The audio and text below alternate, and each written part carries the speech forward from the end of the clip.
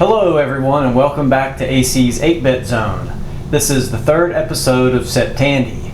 Behind me are 5 TRS-80 Color Computer 2s, or CoCo-2s. In today's episode, we're going to see how many of these 5 CoCo-2s can actually power on. Now they've been in storage for almost 20 years, and I haven't tried any of them or powered any of them on, not even in preparation for this episode. So let's get into it and find out what happens.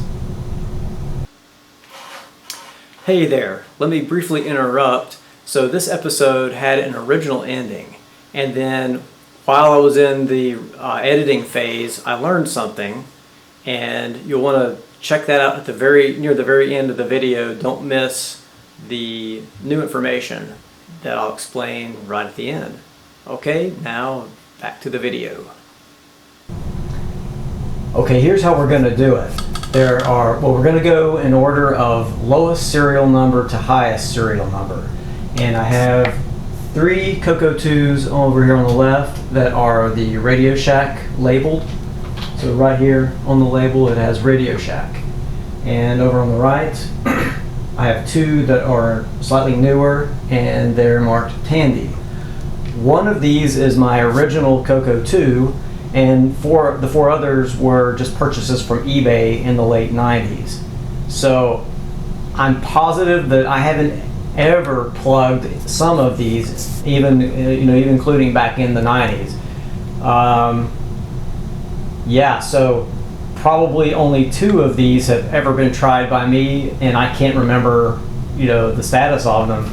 So I don't even know if my personal one was still working when I last put it away. So I have no idea how many are going to turn on. What I'd like you to do is take your best guess, knowing what you know about CoCo-2s and their reliability. Keep in mind that 4 of these came from eBay, so that may shift it one way or the other in your mind.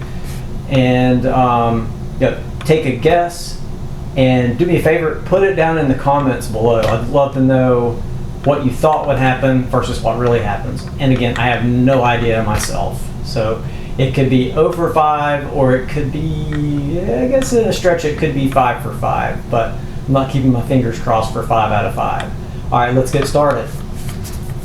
Oh yeah, and I don't mean just power up. Let's say how many of these 5 make it to the green screen with text that you can read. How about that? That'll be the criteria. How many of the 5 make it to that point for their first power on after almost 20 years? Okay, here we go. Okay, first up is this beauty with the Radio Shack label. Nice and yellowed, still actually dirty. Has the melty keys. And you can't change your guess once you find out how low some of these serial numbers are. Serial number 9461.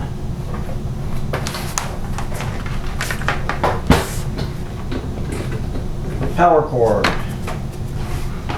Now for all of these I'm going to be using the only choice for video output, which is the RF modulator. So I have the infamous game/TV switch in the back of this monitor. One sort of the likes of these, except it's branded Radio Shack. Okay, here goes nothing. Okay, TV power. This one happened to be set for channel 4. And remember, this was set to channel 4 in the 1990s or something like that, because that's when I probably purchased this. Okay.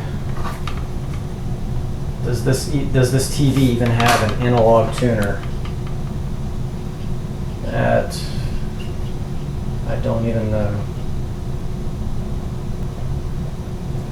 What if this TV doesn't even have an analog tuner?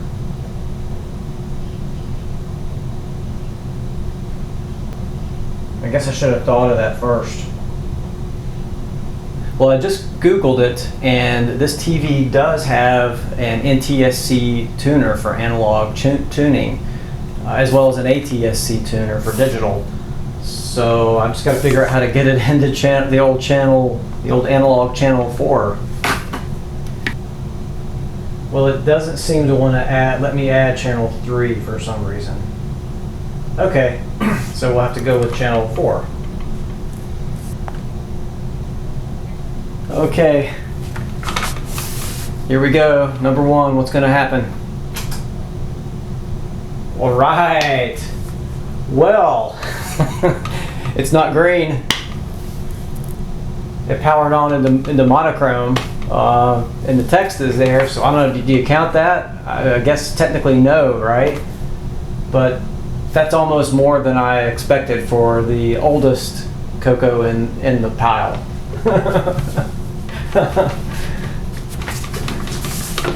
Okay, cool. Let's see if the keyboard works.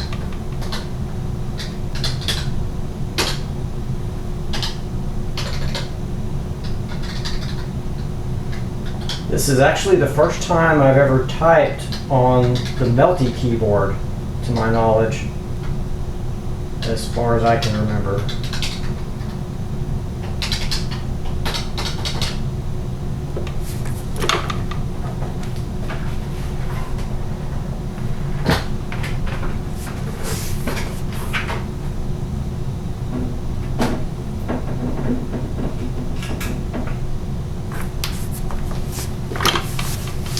So the color signal seems to be missing. Maybe only the luminance is working, not the chrominance? I don't know. Interesting.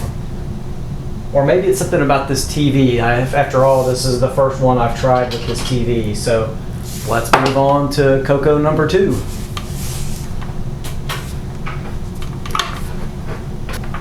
And the second CoCo number 2, or the second oldest one, it's the ugliest. Just has this tape and newspaper still stuck to it. It's missing a space key. Again, has the Melty keyboard. The emblem is loose on one corner. No big deal.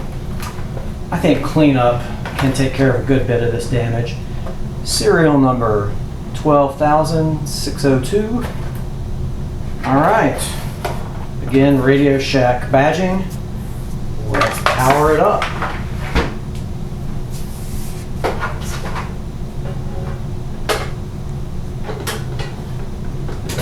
Power cable.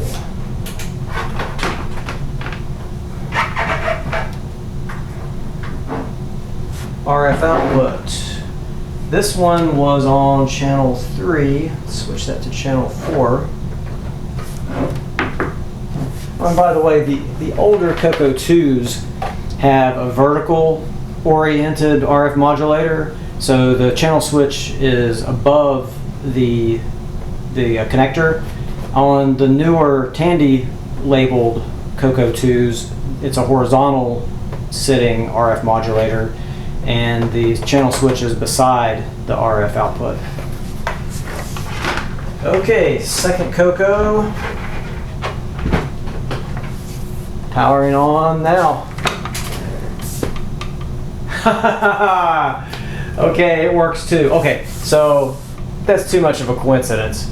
I think something's wrong with my TV or the connection. I bet that's really going to be a green screen. Maybe with channel 4 in this area, well, I don't see interference exactly, so I don't know.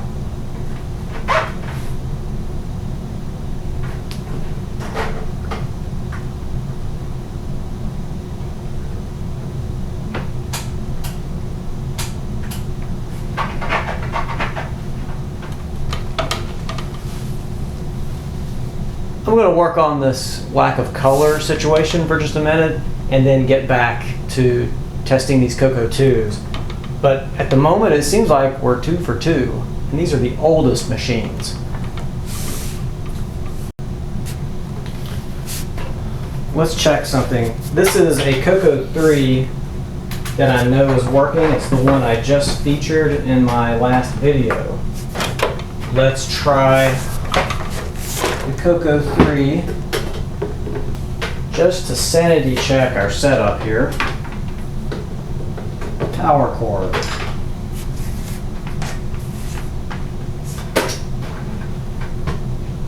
RF out. And power. Oh, this is getting worse. Oh, is it on channel 3? It was on channel 3. Channel 4. Aha! Okay, that was a good check. So, that's interesting. Why did 2 old Color Computer 2s come up in monochrome? Huh.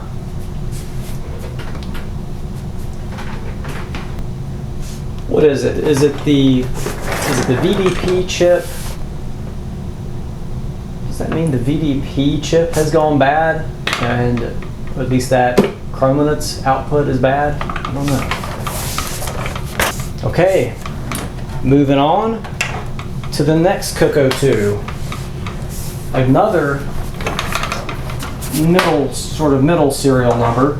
This is 251184, but it's still the older badge, the Radio Shack badge. Now notice we've moved to the full travel. We've moved to the full travel type of keyboard instead of the melty keys.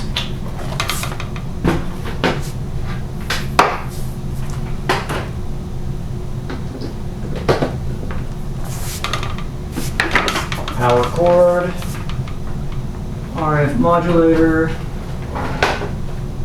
It was on channel 3. Let's change it to channel 4. Moment of truth. Will it power on?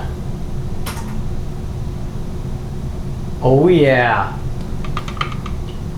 How's the keyboard? Oh boy.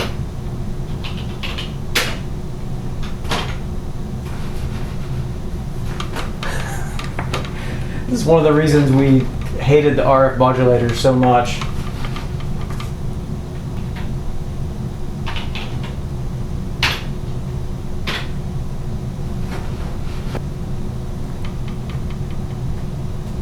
Just touching the case causes that static interference in the display. So we're either 1 for 3 or 3 for 3, depending on how you call it. I guess technically 1 for 3, but I'm pretty happy that those first 2 old CoCo-2s even got as far as they did.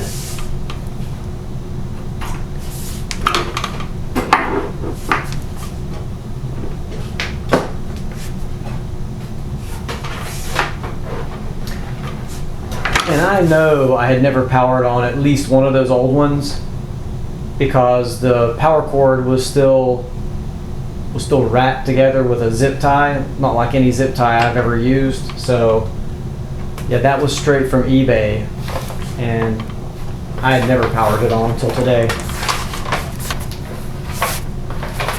Okay, unit number 4 is the first one we're checking of the newer badging. So it has the Tandy badge. Sorry about the glare there. Again, this one has the full stroke keyboard. This is in pretty clean shape. This is a 64K CoCo-2. I actually didn't notice if the other ones I just looked at were 16K or 64K. Serial number 2,067,456. So I wonder if a newer one is going to work as well as the old ones did. Let's find out. All right, number 4. Power cable.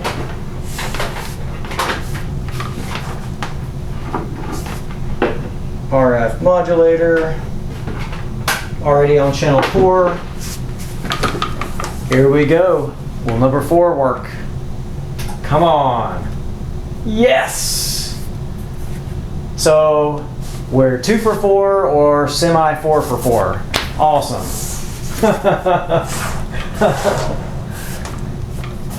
Darn, I wish I hadn't said they have to make it to the green screen and show the text. I wish I had just said the display must come up and show us the prompt and the text, and then we would have been a solid 4 for 4 right now.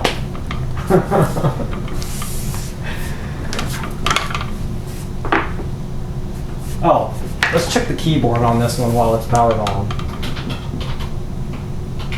Yeah. Everything's working. Cool, cool. All right.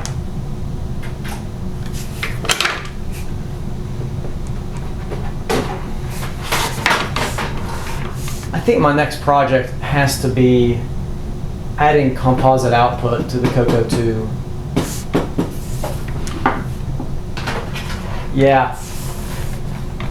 Go ahead and subscribe and tune in next week. I think I'm going to have a CoCo-2 mod in the works for composite output. And CoCo number 5. Again, it's the Tandy badging, the full stroke keyboard. Looks to be in just the same shape as the previous one. Serial number 2,127,417. All right.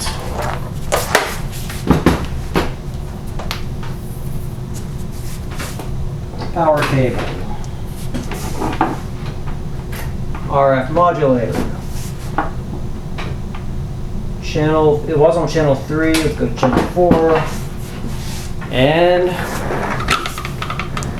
for a perfect score, or 3 out of 5 at worst, here we go. Yes! Okay, I'm blown away. 3 for 5 or semi 5 for 5. I would never have predicted that. I was actually thinking like 2 out of 5. And I thought that the other 3 would come up with no screen at all or garbled screen. That's impressive. And check this out.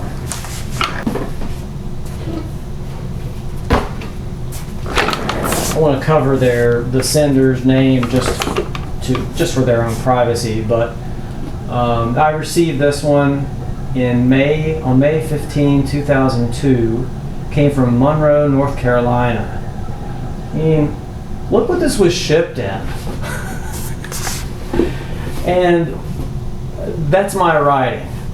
I wrote CoCo-2 for parts because that's what the seller had advertised on eBay. So, I mean, they didn't even think that it was any good. So I just assumed, yeah, there's no way it's any good if they're being that honest. So, the eBay CoCo-2 for parts fired right up. Now, granted, maybe they noticed the black and white output, the monochrome output. Maybe that's why they called it for parts. So, wow, that was a nice, honest seller.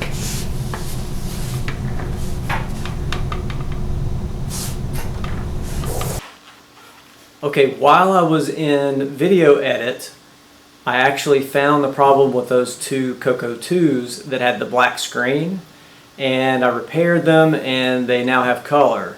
Or at least one is mostly repaired and the other one is repaired. So there's going to be a couple of episodes coming up soon. So this week we're going to see the repair, the cause of the issue, and the repair of those 2 CoCos. And soon after that, there's another episode in the works on modding the CoCo-2 for composite video output. So make sure you subscribe and tune in for those upcoming Septandy episodes. So yeah, definitely put your comments below. Let me know what your prediction was.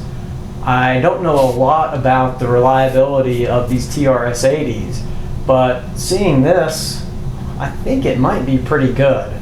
I'd love to know your experiences on their reliability, and maybe we'll get a little bit more data. So really appreciate you tuning in. Hope you enjoyed this Septandy episode, and don't forget to subscribe and smash that like button. This is a brand new channel, and I'd love to see all the new names, and thanks for watching. Until next time, see you then.